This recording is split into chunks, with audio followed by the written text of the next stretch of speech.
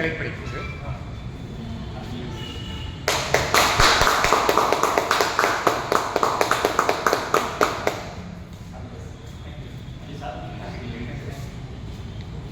Hello மக்கள், எல்லோரும் எப்படி இருக்கீங்க? நான் உங்கள் வெங்கடகிருஷ்ணன் பார்த்தசாரதி.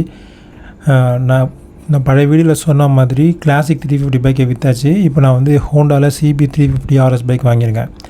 இந்த வீடியோ ஆப்வியஸாக அந்த பைக் பற்றிய வீடியோ தான். ஆனால் இது வந்து ஓனர்ஷிப் ரிவ்யூவோ இல்லை அந்த பைக்கு ஸ்பெக் பற்றின ரிவ்யூவோ கிடையாது. இது வந்து நான் இந்த பைக் வாங்குறதுக்கு முன்னாடி 3 ஷோரூம் போனேன். ஒன்று ராயல் என்ஃபீல்டு, அப்புறம் ஹீரோ, அதுக்கப்புறம் KTM, அதுக்கப்புறம் தான் வந்து ஹோண்டா.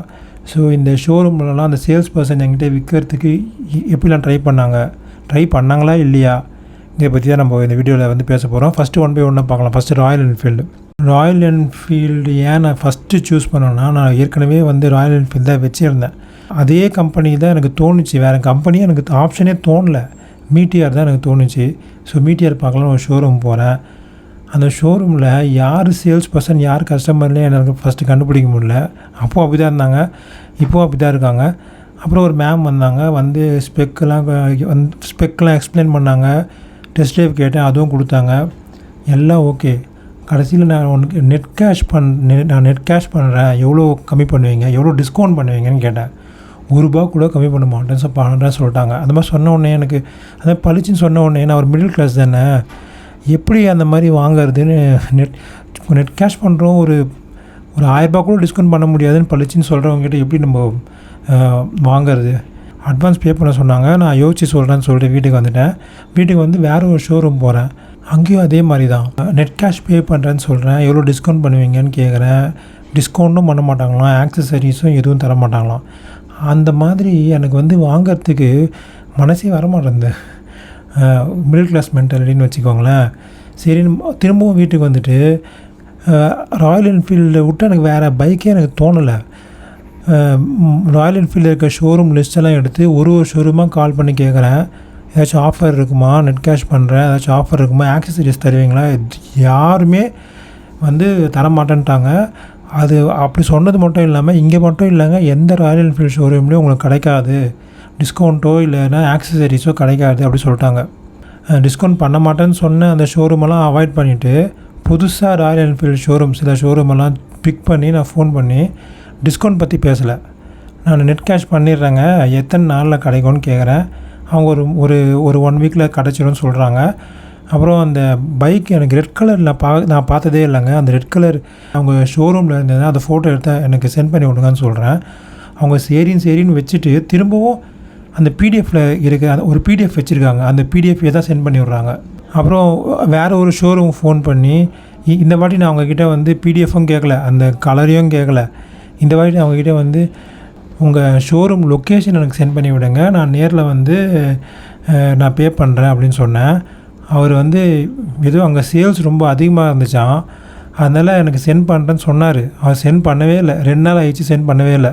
அதுக்கப்புறம் தான் எனக்கு ஸ்ட்ரைக் ஆகிடுச்சு, எதுக்கு நம்ம திரும்ப ஒரு ராயல் என்ஃபீல்டே போனோம், வேறு பைக்கு தான் சும்மாவாச்சும் பார்க்கலாமே அப்படின்னு சொல்லி நான் தேடினேன். அப்படி தேடும்போது எனக்கு ஃபஸ்ட்டு எனக்கு வந்து அட்ராக்ட் பண்ண என் பைக் வந்து மேவரிக், ஹீரோவில் மேவரிக் 440 ஒரு பைக் இருந்துச்சு. அந்த பைக்கு அது வந்து ஹார்லி டேவிட்சன் இன்ஜினை வச்சு அவங்க பண்ணியிருக்காங்க. அந்த பைக் பற்றி நல்ல ரிவ்யூ நிறைய பேர் கொடுத்துருந்தாங்க.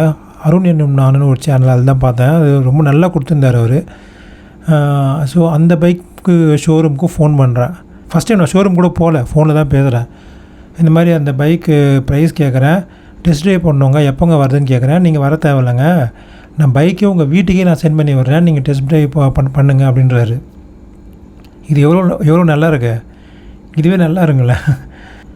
அந்த பைக் நான் மேவரிக் வாங்கலை, ஏன்னா மேவரிக் வந்து 2025 மாடல் வந்து லான்ச்சே ஆகலையாம். போன வருஷத்து மாடல் தான் அவங்கக்கிட்ட இருக்கான். அது 15,000 டிஸ்கவுண்ட் பண்ணி தரேன்னாங்க. எனக்கு அப்போ கூட இந்த 2024 மாடல் எனக்கு வாங்க 25ல் என்ன மந்த் இது, ஜூலை மந்தில் 24 மாடல் வாங்கிறதுக்கு எனக்கு பிடிக்கல. அதனால் நான் வந்து வச்சுருந்தேன், சரி பார்க்கலாம், கடைசியாக பார்க்கலாம், வேறு ஏதாச்சும் பைக் பார்க்கலாமான்னு யோசிச்சுருந்தேன். அப்போ தான் வந்து KTM பார்த்தேன். நான் சூஸ் பண்ண பைக்கு KTMல அட்வென்ச்சர் 250. யூஸ்வலாக KTMல ஸ்போர்ட்ஸ் பைக் மாடலில் தான் இருக்கும். ஆனால் இந்த அட்வென்ச்சர் 250ன்றது நல்லா குதிரை மாதிரி பெருசாக இருக்கும்னு கேள்விப்பட்டேன். சரி நேரில் போய் பார்க்கலான்னு ஒரு KTM ஷோரூமுக்கு போனேன். அங்கே நான் போகும்போது யமகா க்ரெக்ஸில் போயிட்டேன். ஆனால் நான் போகிறப்போ அந்த சேல்ஸ் பர்சன் பார்த்தாரு, நான் எந்த பைக்கில் வரேன்றதை அவர் பார்த்தாரு. ஸோ இந்த பைக் மேபி அவர் நினச்சிருக்கலாம், இந்த பைக்கில் வரானே இவன்லாம் இங்கே எங்கேருந்து பைக் வாங்க போகிறான்னு நினச்சிருக்கலாம். அது ஏற்ற மாதிரி தான் என்னை ட்ரீட் பண்ணாங்க. நான் உள்ளே போகும்போதே உள்ளே அலோவ் பண்ணல. ஷோரூம் க்ளோஸ் பண்ணிட்டோம் அப்படின்னு சொன்னாங்க. எங்கள் 8 o'clock தாங்க க்ளோஸ்ன்னு போட்டிருக்கேன், இன்னும் 1/4 மணி நேரம் இருக்கோங்க. நாங்கள் கேட்டதுக்கு அப்புறம் தான் உள்ளவே விட்டாங்க. அவர் நான் திரும்பி போகும்போது ஒரு கஸ்டமர் வரேன்னா ஒரு ஃபோன் நம்பராச்சும் வாங்குவாங்க கண்டிப்பாக சேல்ஸ் பர்சன். அது வந்து லீடு. அந்த ஃபோன் நம்பர் வாங்காமல் இருக்க மாட்டாங்க. அந்த ஃபோன் நம்பர் கூட அவங்க வாங்கலை. மேபி நான் யமகா க்ரெக்ஸில் வந்து போனதுனால, ஒரு சீப்பான பைக்கில் போனதுனால நான்லாம் என்ன வந்து வாங்க போகிறேன்னா அந்த மென்டாலிட்டி வந்துச்சா என்னன்னு தெரில. அவங்க வாங்கலை, ஃபோன் நம்பரும் வாங்கலை, ஒன்றும் வாங்கலை. சரி, அதுக்கப்புறம் எனக்கு பிடிக்கல அந்த சேல்ஸு அந்த மாதிரி போனதுனால அந்த பைக்கு மேலேயே ஒரு இஷ்டம் இல்லாமல் போயிடுச்சு. ஆனால் ஹோண்டாவில் அப்படி இல்லை. அதனால் ஹோண்டா ஷோரூமுக்கு 300R பைக் இருக்கான்னு கேட்டிருந்தேன். முன்னாடி ஒரு வாட்டி கேட்டிருந்தேன்.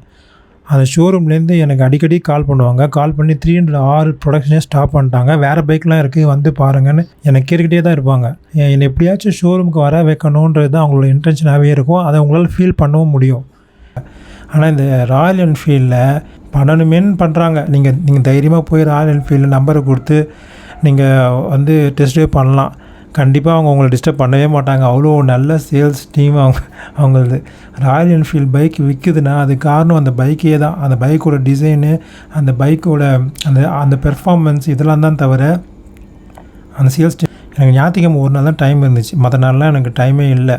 நான் ஹீரோக்கு போகலான்னு தான் டிசைட் பண்ணி வச்சுருந்தேன்.